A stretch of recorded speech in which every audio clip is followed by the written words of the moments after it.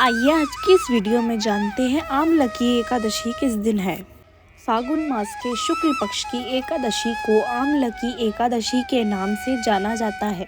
इस एकादशी पर भगवान विष्णु के साथ साथ आंवले के पौधे की पूजा करने का भी विधान है। इसीलिए इसे आंवला एकादशी या आमलकी एकादशी भी कहते हैं। हिंदू धर्म में आमलकी एकादशी का विशेष महत्व माना जाता है कि इस एकादशी पर आंवले के पौधे की पूजा करने से साधक को शुभ फलों की प्राप्ति हो सकती है। आमलकी एकादशी साल की सबसे महत्वपूर्ण एकादशी में से एक मानी गई है। माना जाता है कि आमलकी एकादशी का व्रत करने से साधक को 100 गाय दान करने जितना पुण्य मिल सकता है। इसके साथ ही यह भी माना गया है कि आमलकी एकादशी व्रत के प्रभाव से साधक जन्म मरण के बंधन से मुक्त हो लेता है और विष्णु लोक को प्राप्त होता है। फाल्गुन मास की शुक्ल पक्ष की एकादशी 20 मार्च को रात्रि 12:21 पर शुरू हो रही है। वहीं इसका समापन 21 मार्च को मध्य रात्रि 2:22 पर होगा।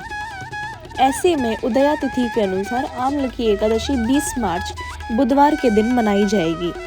अब आइए जानते हैं क्यों आमलकी एकादशी पर आंवले के पेड़ की पूजा की जाती है, इसका क्या महत्व है। ब्रह्मा जी से आंवले का संबंध। धार्मिक मान्यता के अनुसार एक बार ब्रह्मा जी को इस बात को जानने की जिज्ञासा हुई कि आखिर उनकी उत्पत्ति कैसे हुई। इसके लिए उन्होंने कठोर तपस्या प्रारंभ की। श्री हरि ब्रह्मा जी के कठिन तप से प्रसन्न हो गए और उन्हें दर्शन दिए तो ब्रह्मदेव उन्हें देखते ही भावुक हो गए। उनकी आंखों से आंसू आ गए। ब्रह्मा जी के आंसू भगवान श्री विष्णु के चरणों में गिर गए तो उससे आंवले के पेड़ की उत्पत्ति हुई। भगवान विष्णु ने ब्रह्मा जी से कहा कि आज के बाद इस पेड़ पर वो स्वयं वास करेंगे और इसकी पूजा करने वाले भक्त को मेरी पूजा का पुण्य फल प्राप्त होगा और उसकी सभी मनोकामनाएं पूर्ण होंगी। माना जाता है कि उसी दिन फाल्गुन एकादशी थी, तभी से आमलकी एकादशी पर आंवले के पेड़ की पूजा की जाती है। ये आप सभी को जो श्लोक स्क्रीन पर दिखाई दे रहा है, इसका मतलब है फाल्गुन माह के शुक्ल पक्ष की एकादशी यानी आमलकी एकादशी वाले दिन स्वयं भगवान विष्णु माँ लक्ष्मी के साथ आंवले के वृक्ष पर निवास करते हैं। इस दिन आंवले के पेड़ का पूजन और परिक्रमा करने से व्यक्ति समस्त पापों से मुक्त हो जाता है। मृत्यु के बाद उसे वैकुंठ लोक मिलता है। आइए जानते हैं लक्ष्मी जी का अंश माना गया है आंवला। गरुड़ पुराण में लिखा है कि इस दिन भगवती और लक्ष्मी जी के आंसू से आंवले के पेड़ की उत्पत्ति हुई थी। मान्यता है कि आमलकी एकादशी पर जो व्यक्ति आंवले के पेड़ की पूजा करता है उसे सभी एकादशियों का फल मिलता है। धन दौलत में किसी तरह की कमी नहीं होती, व्यक्ति राज्य सुख पाता है। अब आइए जानते हैं आमलकी एकादशी की व्रत कथा। राजा मानधाता बोले कि हे विशिष्ट जी, यदि आप मुझ पर कृपा करें तो किसी ऐसे व्रत की कथा कहिए जिससे मेरा कल्याण हो। महर्षि विशिष्ट बोले कि हे राजन, सब व्रतों से उत्तम और अंत में मोक्ष देने वाले आमलकी एकादशी के व्रत का मैं वर्णन करता हूँ। यह एकादशी फाल्गुन मास के शुक्ल पक्ष में होती है। एक वैदिश नाम का नगर था जिसमें ब्राह्मण, क्षत्रिय, वैश्य और शूद्र चारों वर्ण आनंद सहित रहते थे। उस नगर में सदैव वेद ध्वनि गूंजा करती थी तथा पापी, दुराचारी तथा नास्तिक उस नगर में कोई नहीं था। उस नगर में चैत्ररथ नाम का चंद्रवंशी राजा राज्य करता था। वह अत्यंत विद्वान तथा धर्मी था। उस नगर में कोई भी व्यक्ति दरिद्र व कंजूस नहीं था। एक दिन राजा शिकार खेलने के लिए गए। दैव योग से वह मार्ग भूल गए और दिशा ज्ञान न रहने के कारण उसी वन में एक वृक्ष के नीचे सो गए।